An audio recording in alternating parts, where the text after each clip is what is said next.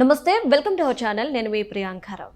జగన్మోహన్ రెడ్డి గారు గత 5 ఏళ్లలో రాష్ట్రాన్ని ఎలా కూల్చేశారు, ఎలా నాశనం చేశారు అనే దానికి ఆధారాలతో సహా బయటపడుతూనే ఒకదాని తర్వాత ఒకటి వస్తూనే ఉంది. ఈరోజు నీతి ఆయోగ్ కూడా ఒక నివేదిక ఇచ్చింది. జగన్మోహన్ రెడ్డి గారి వల్ల రాష్ట్రం ఎంత వెనకబడింది, ఏ విషయాల్లో ఇప్పుడున్న కూటమి ప్రభుత్వం చర్యలు తీసుకొని ముందుకు సాగించాలనే దాని మీద మరి అసలు ఏమేమి అంశాలు ఈ రిపోర్ట్లో ప్రస్తావించారు అనేది ఈ వీడియోలో తెలుసుకుందాం.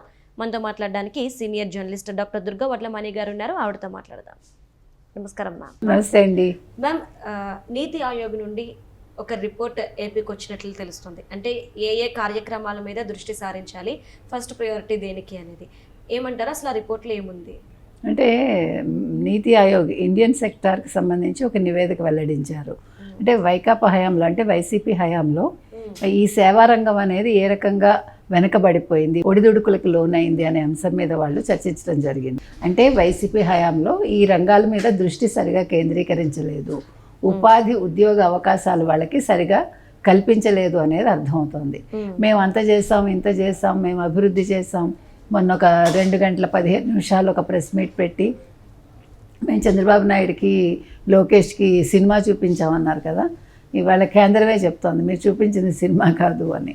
అంటే వీళ్ళు చేసిన పనులు ఏవైతే ఉన్నాయో అవి ఎక్కడా కూడా అభివృద్ధి పదంలోకి దూసుకెళ్ళలేదు. అంటే యువతకి ఏం కావాలో ఆ ఉద్యోగాలు కల్పించలేదు, యువతకి వృత్తి నైపుణ్యాలు పెంపొందించలేదు, ఏ రకంగానూ కూడా వీళ్ళు ఈ రంగం మీద పెద్దగా దృష్టి పెట్టలేదు అనేది క్లియర్గా అర్థమవుతుంది. అయితే మీరు అడగచ్చు ఏ రంగాల్లో, అంటే ఎంతెంత అభివృద్ధి జరగాలి, ఏ రంగాలు అభివృద్ధి చేయాలని కేంద్రం నివేదికలో వెల్లడించింది అంటే ఒకసారి మనం చూద్దాం. సో వీళ్ళు ఏం చెప్తున్నారంటేనండి, ఏ రంగాల మీద దృష్టి పెట్టాలి, అసలు ఏంటి జరిగింది అంటే 2011-12 నాటికి 27.7% ఉండగా, అంటే ఈ రంగాల్లో పనిచేసే వారి నిష్పత్తి మనం చెప్తున్నాం. రాష్ట్రంలో ఏ రంగాల్లో ఎవరెవరు ఉన్నారనేది అంటే ఇండియన్ సర్వీసెస్ సెక్టార్ నివేదిక ప్రకారం ఈ రకంగా ఉంది. సో 2018-19 నాటికి 33.2%, అంటే చంద్రబాబు నాయుడు గారి హయాంలో. అయితే వైఎస్ఆర్సీపీ అధికారంలోకి వచ్చిన తర్వాత 2019-20లో 31% ఈ నిష్పత్తి పడిపోయింది. 2020-21లో 33% వెళ్తే ఈ 2021-22లో 32% మళ్ళీ తగ్గిపోయింది. సో 2022-23లో 33.3% అయితే 2023-24లో మళ్ళా 31.8% చేరింది. సో మొత్తం మీరు 5 ఏళ్ల గణాంకాలు చూసుకుంటే కనుక అయితే ఈ చాలా హెచ్చుతగ్గులు కనిపిస్తున్నాయి. పురోగమన దశలో అయితే జరగలేదు. అంతేకాకుండా సేవా రంగంలో ఉద్యోగ అవకాశాలు విస్తరించాలంటే అంతర్జాతీయ స్థాయి విద్యా సంస్థలతో భాగస్వామ్యం కుదుర్చుకొని అమరావతి లాంటి చోట్ల R&B కేంద్రాలు ఏర్పాటు చేయాలి అని నీతి ఆయోగ్ చెప్పిందనమాట. అంతేకాకుండా వాళ్ళు ఏమన్నారంటే విభిన్న రంగాల్లో నవకల్పనలను ప్రోత్సహించి ప్రతిభావంతులను వెలికి తీయడానికి ఇది ఉపకరిస్తుందని చెప్పారు. అయితే పోర్ట్ లాజిస్టిక్స్, ఐటీ సర్వీసెస్, ఆహార శుద్ధి రంగాల్లో విశాఖపట్నం, విజయవాడ ఉద్యోగ అవకాశాలు పెంచాలని చెప్పింది. కోస్తా జిల్లాల్లోని గ్రామీణ యువతకి ఏం చెప్పారంటే డిజిటల్ నైపుణ్యాలు పెంపొందించమని కోరిందనమాట.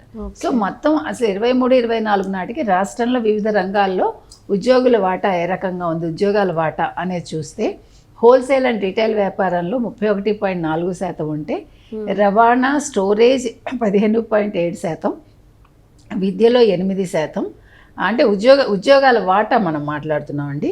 వసతి, ఆహారం 8.4%, తర్వాత పబ్లిక్ అడ్మినిస్ట్రేషన్ అండ్ డిఫెన్స్ 7.2%, ఇతర సేవలు 6.9%, ఆరోగ్యం, సామాజిక సేవ 5.8%, సమాచారం కమ్యూనికేషన్స్ 5%, కుటుంబ కార్యకలాపాలు 3.6%, ఆర్థికం బీమా తీసుకుంటే 3.1%, పరిపాలన 1.5%, ప్రొఫెషనల్ సైంటిఫిక్ అనేది 1.3%, కళలు, వినోదం, రియల్ ఎస్టేట్ చూసుకుంటే 0.8 ఉంది.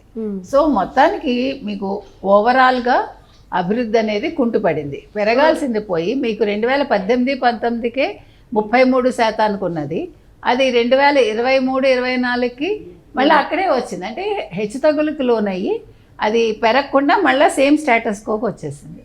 దీన్ని బట్టి వైసీపీ వాళ్ళు దీని మీద వివరణ ఇవ్వాల్సిన అవసరం ఎంతైనా ఉంది. ఎందుకంటే మేము అంత చేస్తాం ఇంత చేస్తాం అంటారు కాబట్టి, ఇదిగో ఈ రంగాల్లో ఇంత ఉద్యోగాల ఇది కావాలమ్మా, కానీ మీరేం కల్పించారు, మీరేం చేశారు, ఈ విజయవాడ కావచ్చు, విశాఖపట్నం కావచ్చు, కోస్తా జిల్లాలకి మీరేం చేశారు, వాళ్ళకి అసలు ఎటువంటి నైపుణ్యాలు పెంపొందింపజేశారు, ఇప్పుడు లాజిస్టిక్స్ కావచ్చు, లేకపోతే వృత్తి నైపుణ్యాలు కావచ్చు, అంటే ఏ ప్రాంతానికి ఏది చేస్తే మనకి ఈ ఉద్యోగాలు కల్పించడానికి అవుతుంది, సేవలు పెంపొందించడానికి అవుతుంది, ముఖ్యంగా దాని మీద వీళ్ళు ఏ రకంగానూ దృష్టి పెట్టలేదు. సో ఓవరాల్గా చూసుకుంటే ఇవాళ కేంద్రం చెప్పినట్టుగా నీతి ఆయోగ్ నివేదిక ప్రకారం ఇప్పుడు ఈ ప్రాంతాల్లో వీటి మీద ఈ ప్రభుత్వం, కూటమి ప్రభుత్వం దృష్టి పెట్టాల్సిన ఆవశ్యకత ఎంతైనా ఉంది. మ్యామ్, అంటే ఇప్పుడు ప్రజెంట్ ఉన్న సిచ్యువేషన్లో ఆల్రెడీ ప్రభుత్వం కొన్ని ఉద్యోగ కల్పన అనేది చేసింది, అభివృద్ధి పదంలోనే నడిపించే కార్యక్రమాలు చేపడుతుంది. మరి ఇప్పుడు నీతి ఆయోగ్ చెప్పిన దాన్ని రీచ్ అవ్వాలి అంటే కనుక మనకి ఎంత టైం పట్టే ఛాన్సెస్ ఉన్నది? అంటే ఇప్పుడు మీకు వాళ్ళు చెప్పిన ప్రకారం 20 లక్షల ఉద్యోగ కల్పన అన్నారు కదా, తర్వాత వివిధ రంగాల్లో అభివృద్ధి పదంలో యువతను ఎలా పెట్టాలి, యువతకి ఏ ఏ రంగాల్లో శిక్షణ ఇవ్వాలి, నైపుణ్యాలు పెంచాలి, వీటి మీద దృష్టి పెట్టారు. తర్వాత ప్రాంతాల వారీగా ఈసారి అభివృద్ధిని వికేంద్రీకరించడం జరుగుతోంది. సో అందులో భాగంగా ఇవాళ నీతి ఆయోగ్ చెప్పింది ఇక్కడ సరిగ్గా కుదురుతుంది. మీరు ఈ ప్రాంతంలో వీళ్ళకి శిక్షణ ఇవ్వండి, లేకపోతే ఈ ప్రాంతాలు ఈ రకంగా మీరు డెవలప్ చేయండి అని ఏదైతే నీతి ఆయోగ్ చెప్పిందో దాన్ని ఆల్రెడీ ఈ కూటమి ప్రభుత్వం ఇంప్లిమెంట్ చేస్తోంది. సో ఇది మంచిదే కదా.